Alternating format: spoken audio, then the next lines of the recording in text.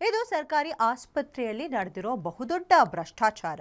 ಬಡವರಿಗೆ ಅನುಕೂಲವಾಗಲಿ ಅಂತ ಸರ್ಕಾರ ಉಪಕರಣಗಳನ್ನು ಕೊಟ್ಟರೆ ಅದನ್ನು ಖಾಸಗಿ ಆಸ್ಪತ್ರೆಗೆ ಮಾರ್ಕೊಂಡು ಹಣ ಮಾಡ್ತಿರೋ ದಂಧೆ. ಹೀಗೆ ಸರ್ಕಾರಕ್ಕೆ ವಂಚಿಸಿ ತಮ್ಮ ಖಜಾನೆ ತುಂಬಿಸ್ಕೊಳ್ತಿದ್ದ ವೈದ್ಯರಿಗೆ ಶಾಕ್ ಕೊಟ್ಟ ಸರ್ಕಾರ ಮನೆಗೆ ಕಳಿಸಿದೆ.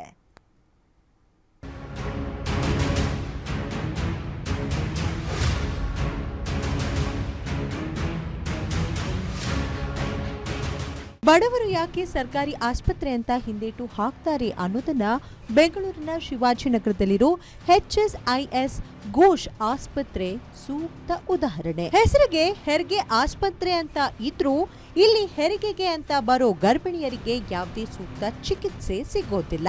ಯಾಕಂದ್ರೆ ಸರ್ಕಾರ ಈ ಆಸ್ಪತ್ರೆಗೆ ಅಂತ ಕೊಡ್ತಿದ್ದ ಉಪಕರಣಗಳು ಖಾಸಗಿ ಆಸ್ಪತ್ರೆ ಪಾಲಾಗ್ತಿರೋದು ಆಂತರಿಕ ತನಿಖೆಯಿಂದ ತಿಳಿದು ಬಂದಿದೆ. ಸರ್ಕಾರಿ ಆಸ್ಪತ್ರೆ ಉಪಕರಣ ಖಾಸಗಿ ಆಸ್ಪತ್ರೆ ಪಾಲು.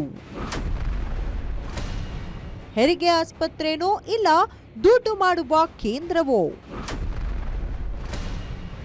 UPI ಮೂಲಕ ಲಂಚ ಪಡೆಯುತ್ತಿದ್ದ ಸ್ಮಾರ್ಟ್ ಭ್ರಷ್ಟರು.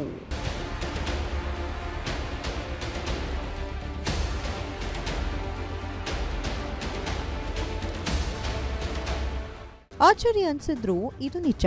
ಸರ್ಕಾರಿ ಆಸ್ಪತ್ರೆ ಅಂದ್ರೆ ಮೂಗು ಮುರಿಬಾರ್ದು, ನಿರ್ಭೀತಿಯಿಂದ ಬಂದು ಟ್ರೀಟ್ಮೆಂಟ್ ಪಡಿಬೇಕು ಅನ್ನೋ ನಿಟ್ಟಿನಲ್ಲಿ ಅಗತ್ಯವಿರೋ ಎಲ್ಲಾ ಉಪಕರಣಗಳನ್ನ ನೀಡುವ ಕೆಲಸ ಮಾಡ್ತಾನೆ ಬರ್ತಿದೆ. ಆದ್ರೆ ಆಸ್ಪತ್ರೆಯಲ್ಲಿರೋ ಕೆಲ ಹಣಬಾಕ ವೈದ್ಯರು ಅದನ್ನ ಖಾಸಗಿ ಆಸ್ಪತ್ರೆಗೆ ಮಾರ್ಕೊಂಡು ಲಕ್ಷ ಲಕ್ಷ ಹಣವನ್ನ ತಮ್ಮ ಜೇಬಿಗೆ ಇಳಿಸ್ಕೊಳ್ತಿದ್ದಾರಂತೆ. ಸದ್ಯಕ್ಕೆ ಘೋಷ್ ಆಸ್ಪತ್ರೆಯಲ್ಲಿ ಈ ಅಕ್ರಮ ಬೆಳಕಿಗೆ ಬಂದಿದ್ದು, ಅಷ್ಟು ಮಾತ್ರವಲ್ಲದೆ ಚಿಕಿತ್ಸೆಗೆ ಅಂತ ಬರೋರ ಹತ್ರ ಲಂಚವನ್ನ ಪಡಿತಾ ಇದ್ರಂತೆ, ಅದು ಕೂಡ UPI ಮೂಲಕ. ಸದ್ಯ ಈ ಪ್ರಕರಣವನ್ನ ಗಂಭೀರವಾಗಿ ಪರಿಗಣಿಸಿರೋ ವೈದ್ಯಕೀಯ ಶಿಕ್ಷಣ ಇಲಾಖೆ ಅಕ್ರಮದಲ್ಲಿ ಭಾಗಿಯಾಗಿದ್ದ ಪ್ರಸೂತಿ ಮತ್ತು ಸ್ತ್ರೀರೋಗ ವಿಭಾಗದ ಮುಖ್ಯಸ್ಥೆ ಡಾಕ್ಟರ್ ದೀಪಿಕಾ ಅವರನ್ನ ಅಮಾನತು ಮಾಡಿ ಆದೇಶವನ್ನ ಹೊರಡಿಸಿದೆ.